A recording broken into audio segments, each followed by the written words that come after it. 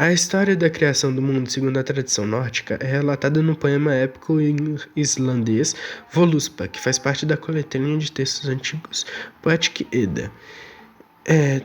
Acredita-se que esse poema tenha sido escrito por uma mulher em torno do ano de mil, quando as pessoas ainda temiam o fim do mundo, devido à sucessão inexplicável de três tenebrosos invernos que poderiam ser o prenúncio do inverno sem fim, Fimbul, precursor do Ragnarok. Bom, no início dos tempos não existia nada, nem céu, nem terra, nem oceano. Existia somente um abismo incomensurável, um enorme buraco negro chamado Ginnungagap. Nesse vazio primordial, sem forma, cor ou vida, após incontáveis éons, surgiram duas regiões distintas, uma situada no sul, regida pelo fogo cósmico, chamado Muspelheim, e outra no norte, imersa sobre escuridão, dominada pelo frio e pelo vento, chamada Niflheim. Esses mundos antagônicos foram se aproximando um do outro, e após milênios se encontraram no meio de Ginnungagap. No centro de Niflheim, jorrava sem parar a fonte de Hvergelmir, que alimentava 12 grandes rios chamados Elivgar. À medida que a água recebia as lufadas do vento gélido, ela congelava, transformando-se em imensos blocos de gelo que rolavam ruidosamente para dentro do abismo. Muspelheim, ao contrário de Niflheim, era banhada pela luz e seu fogo perpétuo era guardado pelo Surt, um gigante, dono de uma espada flamejante, que fagulhas saíam das chamas, e da espada eram levados pelo vento e caíam sobre os blocos de gelo, no fundo do abismo, derretendo alguns. O vapor criado se condensou e, ao depositar em camadas sobrepostas, preencheu o espaço central do abismo. Pelo seu movimento, as forças primárias do fogo e do gelo criaram a fricção necessária para ativar o potencial não manifestado de Ginnungagap e o impregnaram com a centelha geradora da vida. Surgiram assim dois seres primordiais, uma vaca gigantesca e um gigante hermafrodita, Ymir, a personificação do oceano congelado e o ancestral de todos os Hrimturs ou Hrimthursar, gigantes do gelo. No início, os dois seres se encontravam longe um do outro, mas Ymir se sentiu só e faminto e começou a perambular até encontrar a vaca. Ela o recebeu com carinho e permitiu-lhe se alimentar do leite que saía de suas nove tetas. Movida também pela fome, a vaca começou a lamber um bloco de sal congelado, até que dele se formou um ser sobrenatural com feições humanas, chamado Buri. Enquanto isso, Ymir adormeceu deitado na beira da geleira e aquecido pelas lufadas de ar quente que chegavam em Muspelheim. Começou a suar. Do suor que brotou de suas axilas nasceram uma moça e um rapaz, e das virilhas um ser gigante com 6 cabeças.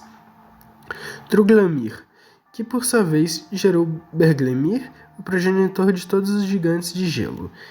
Quando os gigantes perceberam a presença de Buri e de seu filho Bor, partiram para a luta, pois, como deuses e gigantes representavam as forças opostas do bem e do mal na mitologia nórdica, não havia possibilidade de um convívio pacífico. A batalha durou tempos, sem que não houvesse vencedores, até que Bor casou com Bestla, uma das filhas do gigante Boltorn. Eles geraram 3 filhos poderosos, Odin, Vili e Vé, que se uniram ao pai na luta contra os gigantes, matando no fim o mais temido e sagaz dele, o grande Ymir. O sangue que jorrou dos ferimentos de Ymir provocou um dilúvio no qual todos os gigantes pereceram, exceto Bergelmir, que conseguiu escapar com sua mulher em um barco e se refugiou numa região chamada Jotunheim, a morada dos gigantes. Lá eles procriaram, multiplicando-se e gerando descendentes que continuaram a ser inimigos dos deuses e humanos, perpetuando assim a disputa original. Quando Vili e Vé, satisfeitos com a morte de Ymir, decidiram melhorar o aspecto desolado do seu habitat e modelar um mundo novo e melhor. O corpo do gigante foi utilizado como matéria-prima bruta, triturado no grande moinho cósmico, e de seus tecidos Midgard, a própria Terra foi construída. Posteriormente, Midgard foi colocada no centro do espaço vazio e cercada por baluartes feitos das sobrancelhas de Ymir. Do sangue e do suor do gigante, formou-se um grande oceano ao redor de Midgard. De seus ossos foram modeladas montanhas e colinas. De seus dentes, elaborados rochosos, e de seus cabelos cacheados, surgiram árvores e o resto da vegetação. Os deuses, afinal, a admirarem sua obra, ainda não suspenderam o crânio de Ymir sobre a terra e o oceano, como uma bobada celeste, e salpicaram seu cérebro no céu, formando as nuvens. Como sustentação do Palácio Celeste, foram colocados nos 4 pontos cardinais: Nordir, Sudir, Austrir e Vestri, 4 anões cujos nomes significavam Norte, Sul, Leste e Oeste. Para iluminar esse lindo mundo novo, os deuses pegaram centelhas de luzes de Muspelheim e as fixaram como estrelas no firmante celeste.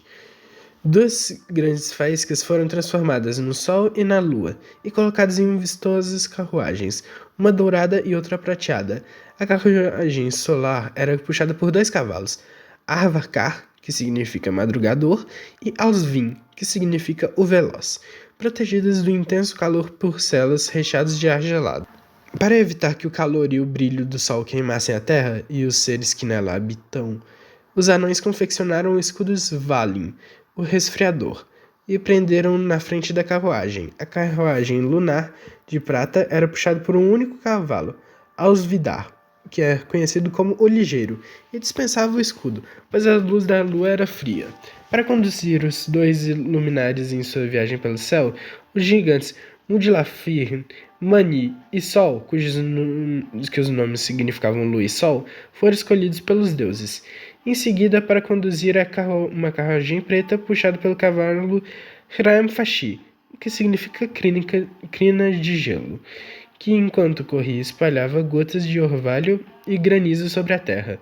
Foi providenciado para Dag, filho de Note, cujo nome simbolizava a luz do dia, puxado pelo cavalo Skinfashi, que significava crina brilhante, que fazia com que seus raios luminosos fossem distribuídos para todos os recantos da terra. No entanto, o equilíbrio entre o bem e o mal, o começo e o fim, deveria ser mantido. Por isso, os ferozes lobos Skoll, que significa repulsa, e Hati, que significa raiva, perseguiam o sol e a lua, que de vez em quando eram abocanhados, provocando os eclipses. Assustados com os barulhos dos tambores e com os gritos dos homens, para eles fenômenos inexplicáveis, os lobos largavam suas presas e se escondiam, até recomeçar suas eternas perseguições, que se encerrariam somente no Ragnarok, quando os lobos finalmente engoliriam o sol, anunciando o prenúncio do fim, fazendo a terra mergulhar na escuridão.